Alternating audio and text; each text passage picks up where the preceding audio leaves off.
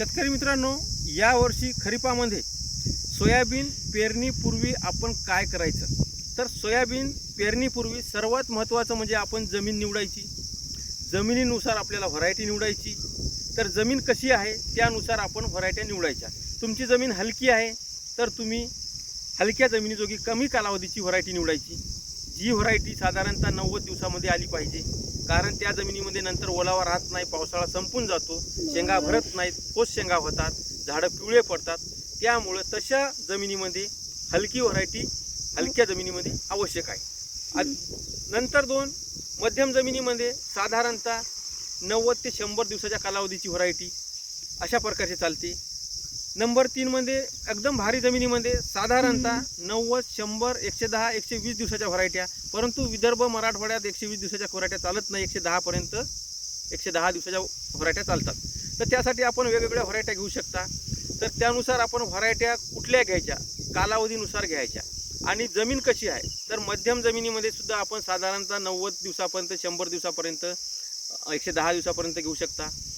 आणि खताचं व्यवस्थापन कसं करायचं, तर खताचं व्यवस्थापन सोयाबीन पिकासाठी सर्वात महत्त्वाचं आपल्याला खत मार्केटमध्ये कोणतं उपलब्ध आहे त्यानुसार घ्यायचं.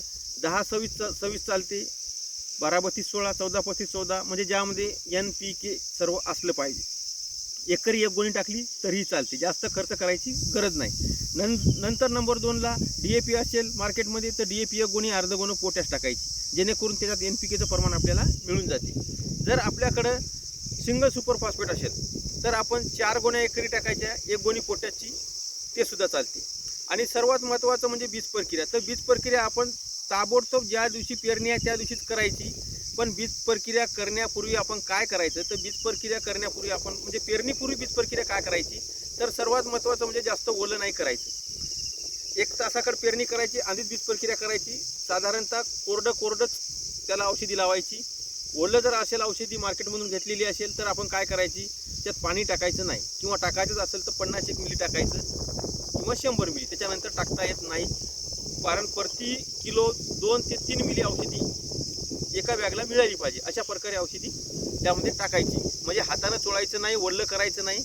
फक्त आपण काय करायचं, फारीवर आपली बॅग टाकून द्यायची, त्यातली सर्व बियाणं, त्याच्यानंतर औषध त्याच्यावर टाकून द्यायची.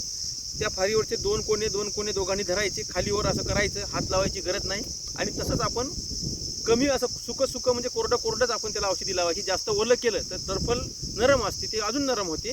पहिलेच पातळ असते, नरम झाल्यावर मग त्याची उगवणशक्ती होत नाही. तर त्यासाठी मग उगवणशक्ती नाही झाली तर तुम्हाला अपेक्षित झाडाची संख्या आपल्याला भेटत नाही. तर अशा प्रकारे आपण सोयाबीन पिकाची पेरणी अशा प्रकारे करू शकता.